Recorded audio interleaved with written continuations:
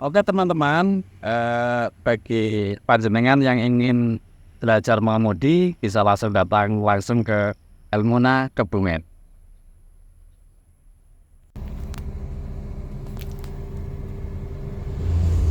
Di bawah itu ada yang namanya pedal ya mas ya, di bawah. Nah itu namanya pedal, ada tiga. Nah ada tiga pedal. Sebelah kiri itu kopling, tengah rem, paling kanan itu gas. Oke, paham ya mas ya? Iya. Kopling, rem, dan gas. Jadi fungsi dari kopling itu untuk menyambung dan memutuskan gerakan mesin ke roda. Jadi posisinya seperti ini. Ini kopling. Nah, untuk posisi kaki kita di ujung pangkal jari seperti ini. Jangan seperti ini, tengah kaki ini jangan ya mas ya. Iya. Posisinya seperti ini. Nah, fungsi dari kopling itu untuk menyambung dan memutuskan gerakan mesin ke roda. Terus fungsinya juga ada untuk buat masukin gigi. Ya, Oh, ini. gigi. Ini di sini ada nomornya. Ini gigi 1, 2, 3, 4, 5 dan R. R itu untuk mundur. Jadi posisi netral, ini posisi netral itu di tengah-tengah antara 3 dan 4 posisinya. Jadi pada saat kita mau masuk gigi 1, kita harus geser ke kiri, dorong ke depan seperti itu. Nah, caranya harus kita kopling dulu. Kita kopling, tekan full ya, serong kiri, dorong ke depan. Ini untuk masuk gigi 1.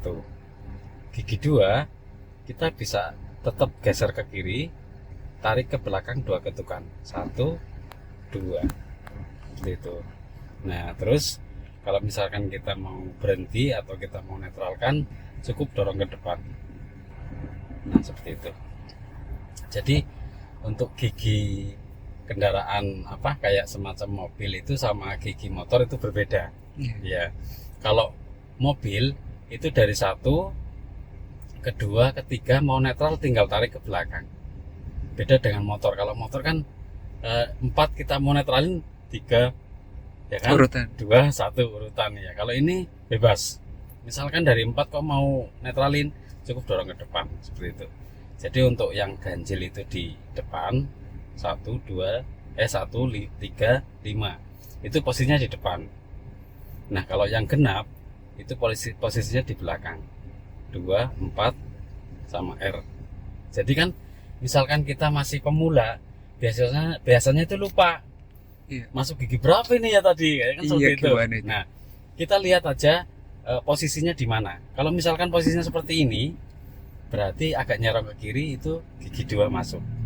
Nah, misalkan kita ketemu lampu merah, berarti kalau misalkan kita mau netralin, dorong ke depan. Seperti itu. Nah, terus kita lepas koplingnya. Nah, itu fungsi dari kopling ya mas ya. Iya. Kalau yang tengah ini ini rem. Rem itu fungsinya untuk memberhentikan laju kendaraan dan mengurangi kecepatan. Itu dipakainya rem. Fungsi dari rem itu. Nah, kalau yang sebelah kanan itu gas. Gas itu untuk menambah kecepatan. Seperti itu. Itu untuk bagian bawah ya mas ya. Iya. Namanya pedal di bagian bawah. Terus kita ke atas. Ke atas. Oke. Ini namanya roda kemudi atau setir ya mas ya. Iya. Cara pegang setir yang benar seperti ini. Jempolnya di gagang, diarahin ke gagang seperti ini. Tujuannya apa? Tujuannya pada saat nanti kita ketemu di jalan itu kan nggak mesti ya mas ya. Kadang ada pengendara lain yang tiba-tiba ngerem, ya kan? Otomatis kita di belakangnya ikut ngerem mendadak ya mas. Iya, betul. Nah, kalau posisi tangan kita seperti ini, kita itu kuat tumpuannya untuk menahan dada kita biar nggak terbentur ke setir seperti itu. Tapi kalau posisinya kita seperti ini nggak ada kekuatannya mas. Oh, beda malah ya. Beda ya. Ini nggak ada kekuatannya. Misalkan kita ngerem mendadak ya kita kebentur kayak gitu. Ya kan? Padahal bedanya cuma jempol ya pak. Jempol, tapi sangat membantu banget. Jadi ini untuk keselamatan kita pada saat rem mendadak. Jadi kita kuat kayak gitu loh, untuk nahan dada kita biar nggak terbentur ke setir. Pegang setir yang benar seperti ini. Misalkan setir itu juga fungsinya untuk mengarahkan laju kendaraan. Kita mau belok ke kiri, cukup tarik tangan kiri seperti ini. Ke kanan juga sama, tarik tangan kanan seperti ini. Itu seperempat, setengah, atau sesuai kebutuhan? Ini seperempat segini. Nah, terus belokan itu kan macam-macam mas. Ada yang ringan, ada yang sedang kayak gitu, ada yang tajam kayak gitu. Nah, kalau untuk yang ringan kita seperempat aja segini. Misal ke kiri ya kita tarik segini. Kanan juga sama. Nah, kalau misalkan belokannya agak sedikit sedikit tajam, ya posisi kita taruh di angka 2 atau angka 1 di sini. Anggap ini seperti jam ya mas ya. Iya. 12, 6, 3 dan 9. Nah, kalau kita ketemu belokan yang agak sedikit tajam, kita bisa tangan kanan atau tangan kiri kita taruh di angka 2. Jadi kita cukup tarik seperti ini. Nah, ini kan otomatis tarikannya agak banyak ya mas ya? Iya. Nah, seperti itu. Jadi kiri juga sama. Nah, seperti ini. Nah, kalau misalkan kita ketemu tikungan tajam, kita harus putar balik. Jadi tangan kanan dan tangan kiri itu kita taruh di angka 12 seperti ini. Jadi kalau misalkan ke kanan kita tarik full sampai angka 6. Nah, setelah angka 6 kita susul dengan tangan kiri mendorong sampai angka 12. Seperti itu terus, tarik, dorong. Nah, seperti itu. Nah, cara ngitung berapa sih full putaran roda, ya kita hitung. Posisi seperti ini kita putar kembali seperti ini namanya 1 putaran mas. Iya. Jadi kalau kita putar lagi, ini 2 putaran. Biasanya itu ukurannya 2 putaran. Habis 2 itu mentok. putaran itu mentok. Rodanya udah mentok. Seperti itu. Nah, misalkan kita mau bales biar lurus, berarti kita tadi ke kanan 2 putaran, ke kiri juga sama 2 putaran. 1, 2. Nah, ini, Ibaratnya kayak ada stoppernya pak, nggak loss gitu. iya nggak loss, ada stoppernya. Jadi ke kanan 2 putaran, ke kiri juga sama 2 putaran. Contoh, misal kita mau full ke kiri, misalkan kita mau belok kiri full, kita hitung nih 1, 2. Nah, ini 2 putaran. Misalkan kita mau lurusin, ya kita tinggal hitung Putar balik. 1, 2 seperti itu. Nah, ini hitungan ini nanti dipakai pada saat kita sudah memasuki materi parkir seperti itu. Nanti ada hitung-hitungannya di situ. Iya. Klakson di sini pakai jempol. Biasanya ada juga yang pakai ikat seperti ini. Oke, ini untuk area setir ya mas ya, atau roda kemudi. Nah, tuas ini itu di bagian kanan bawah setir itu ada tuas untuk lampu-lampu. Nah, ini untuk lampu-lampu ya. Oke, kita bisa putar sekali, itu lampu kota Ke depan ya. ya, ke depan. Putar sekali lagi, itu lampu utama, jadi yang nyala gede 2-nya itu. Nah, itu kalau kita putar kembalikan ke off, itu mati semua. Untuk rating kiri, Oh, itu ada titiknya pak, titiknya Ada. menyesuaikan. ini titiknya menyesuaikan. Oh, Kalau titik ini pertama kota, lampu utama iya. atau yang nyala gede 2 itu kita ke offin seperti ini. Nah, untuk rating kiri kita dorong ke atas ya, itu nyala. Oke, kalau untuk rating kanan kita ke bawah seperti itu. Nah, untuk netral di tengah-tengah. Tapi bisa juga pada saat kita belok ke kanan, kita rating kanan, kita putar setir ke kiri, nanti dia akan kembali sih otomatis. Mati. ya mati. Jadi kita nggak harus kembaliin tuas lampunya. Semua mobil apa? Sama, semua mobil sama ya. Kalau mobil zaman dulu mungkin belum ya. Kalau desainan sekarang ini sama semuanya. Oke, paham Mas?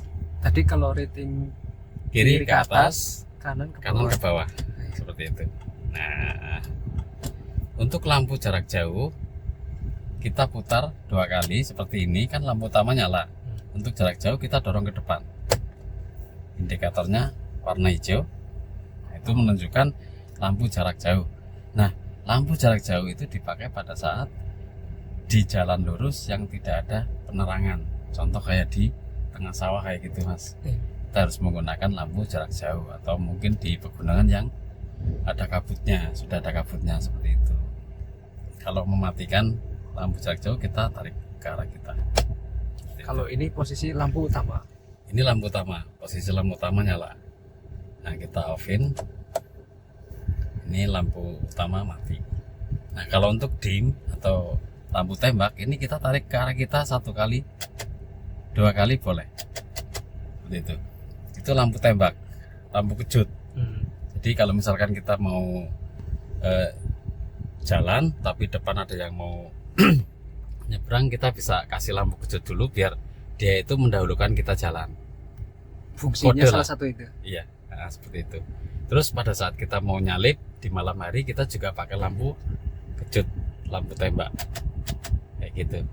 Untuk kode bahwasannya kita itu mau mendahului, seperti itu. Sambil kita nyalakan rating kanan, kayak gitu. Nah, pada saat mau nyalip, pastikan belakang aman, depan kosong, kita eksekusi untuk nyalip. Seperti itu, Mas. Nah, untuk tuas sisi kiri, bawah setir sisi kiri ini untuk wiper. Wiper itu untuk pembersih kaca pada saat hujan. Nah, kalau kita putar ke bawah, tarik ke bawah, ini untuk hujan rintik-rintik. Coba lagi, Pak. Nah, itu Oh, ya, itu untuk hujan rintik ada jedanya.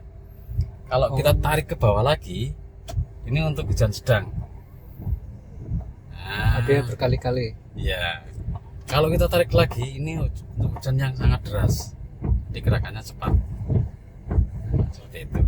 Kalau kita offin ya kita dorong ke atas. Berarti tadi ada 3 posisi ya. 3 posisi, in, low, sama high.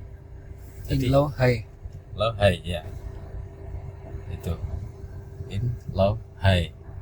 Jadi ini itu untuk rintik, low untuk sedang, kalau high itu untuk high untuk deras. Deras. Iya, seperti itu, Mas. Oke, sudah paham ya, Mas ya. Iya. Terus sekarang kita ke lampu hazard. Nah, lampu hazard ini lampu yang kedip dua-duanya, sennya kedip dua-duanya. Lampu hazard ini adalah lampu darurat. Pada saat kita mau menepi ban kempes, kita menepi, kita harus menyalakan lampu hazard. Seperti itu. Terus lampu hazard ini dipakai pada saat di perempatan yang tidak ada lampu merahnya, kita mau jalan lurus. Karena lampu hazard ini di sisi lain untuk keadaan darurat, dan juga pada saat kita mau jalan lurus di perempatan, kayak gitu. Karena lampu-lampu itu kan alat komunikasi kendaraan kita. Seperti itu ya, Mas ya. Kalau sudah, kita matikan. Nah, terus kita ke handbrake atau rem tangan. Nah, handbrake ini dipakai pada saat kita parkir. Jadi kalau jalan itu kita tidak boleh pakai rem tangan, harus posisi off. Indikatornya tanda pentung ini indikator rem tangan. Ini Ini mati. indikatornya. Ya, ini posisi on. Oh. Kalau nyala on, kalau misalkan kita turunin, kita mau jalan, kita offin, jadi mati. Nih, tarik, nyala, kita turunin, off. Ini posisi kita mau jalan. Nah, untuk mendeteksi mesin kita itu masih nyala atau belum, itu indikatornya nggak ada yang nyala, Mas. Jadi mati semua indikatornya. Tapi kalau posisinya kita matikan seperti ini,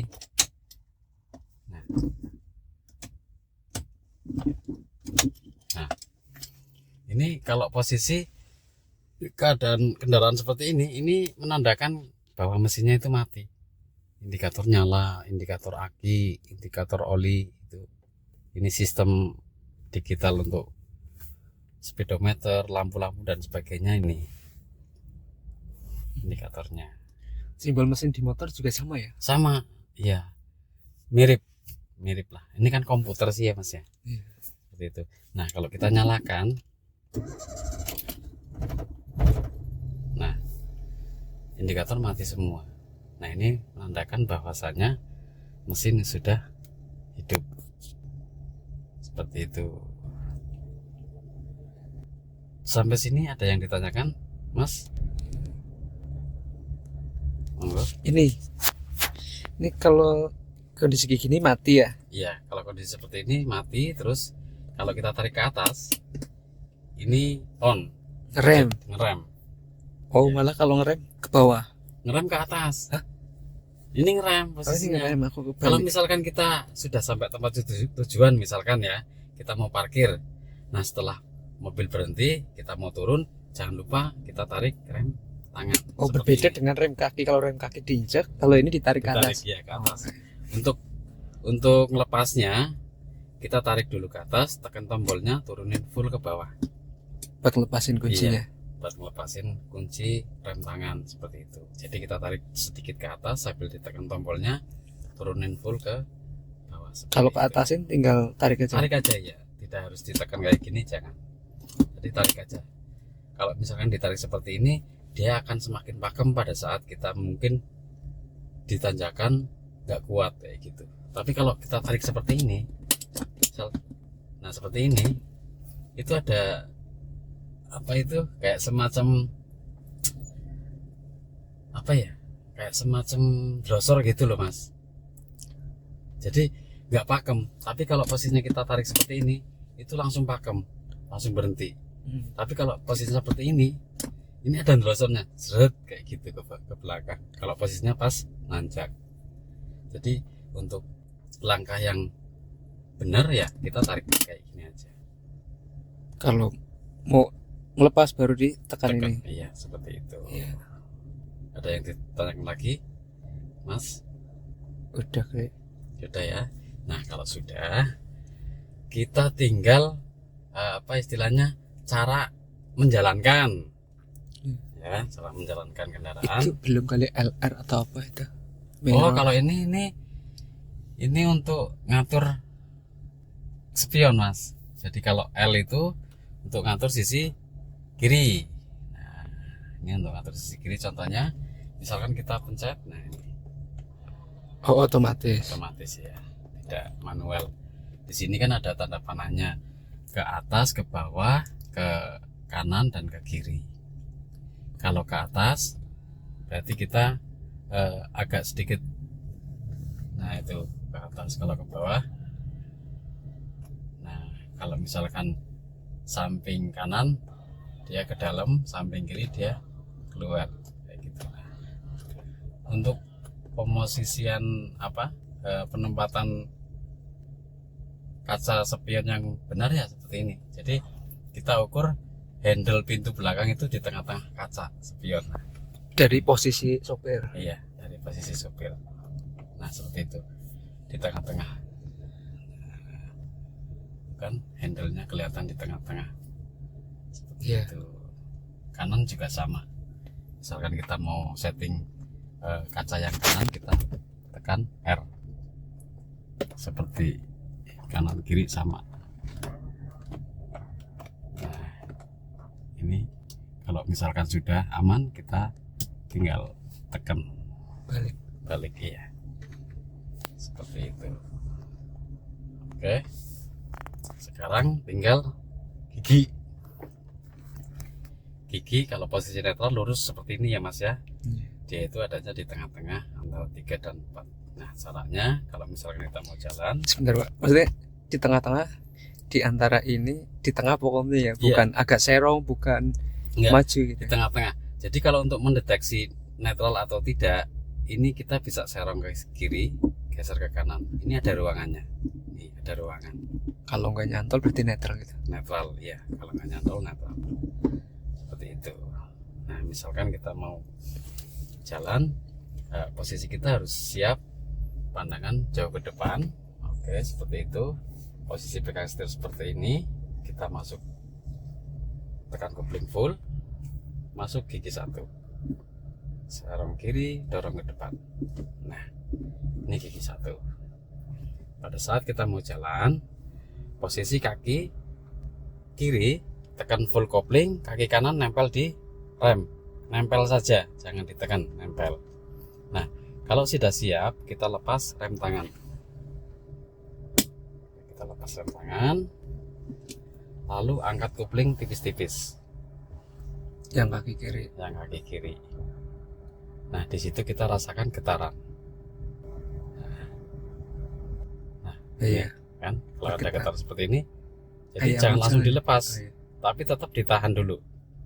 Nunggu sampai laju kendaraan kita itu stabil, baru kita lepas full, tidak apa-apa.